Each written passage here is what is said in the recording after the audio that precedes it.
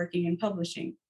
One of our spring interns and honor student, Anna, will introduce our first readers.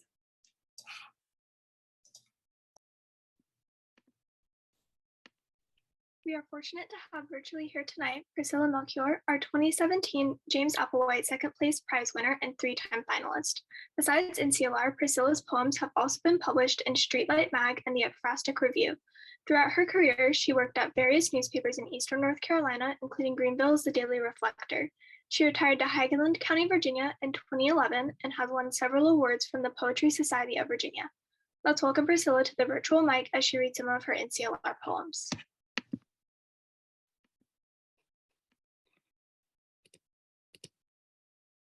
Thank you, Anna. I'm going to read 3 poems today, of very different poems, but the first one I'm going to read is called Confederate Memorial Day.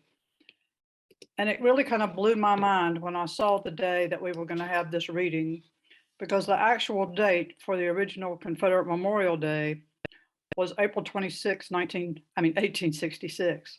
And so here we are on the anniversary of that day for the poem of a parade I remember from my childhood. Confederate Memorial Day, April 1958. Even the mules seemed tired, every bit as exhausted as the old men who drove the wagons, gray as the uniforms they wore to plod down Nash Street, heads bowed, solemn, righteous. Children followed the parade, romping, teasing, summoned by the marching commands, the clop, clop of feet, utterly unaware of the reason for such a rare display of flags and guns, this march for soldiers in a cause long disgraced. Few even paused to watch as they passed. Only the young would follow across town, giggling, dodging that which mules left behind, half interested until at last the procession came to a halt at the graveyard, where faded headstones formed a battalion of memorials to men who took up arms against their country and called to their aging sons and grandsons to resurrect the past, cover it with a veneer of honor and pride, and ignore the irony of taps as it lifted on the April air and drifted over the hill.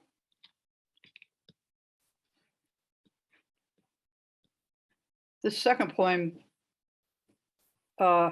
is more a sad commentary on the way my mind works. It's a bit of nonsense, so you can have a good time with it. Circumlocution. I'm no student of Latin, but I'm sure that buried deep in the tombs of that dead tongue are heretofore unknown classifications of words that make onomatopoeia shut its vowely mouth to jingle, boom, and clang no more. Consider, for instance, those which contain the seeds of what they actually mean, like benign, which sprouted its own curling, silent tumor, the G, for no medically etymological reason, or aggressive, which attacks with double-barrel consonants, proving that Mr. G is not really harmless at all. Then there are the words that look like what they are, a visual category, if you will, parallel, or, avert your eyes, boob. Even church.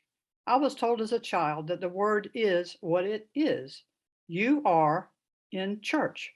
See the steeples on either end?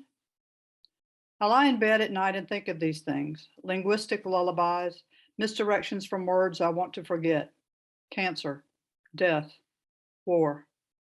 I search for dreams in darkness, escape to the melody of language, anaphora, anaphora, anaphora, amen.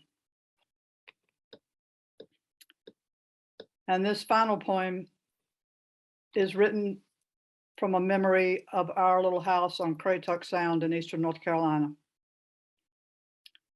Summer dawn. The sun, still searching for its magenta mask, hasn't climbed from beneath the outer banks, but word of its coming has chased the darkness to gray, and Craytuck is yet slick water. Silence, save crickets and chattering birds, hangs like drifting fog until we hear the whine. Soon there is another and another.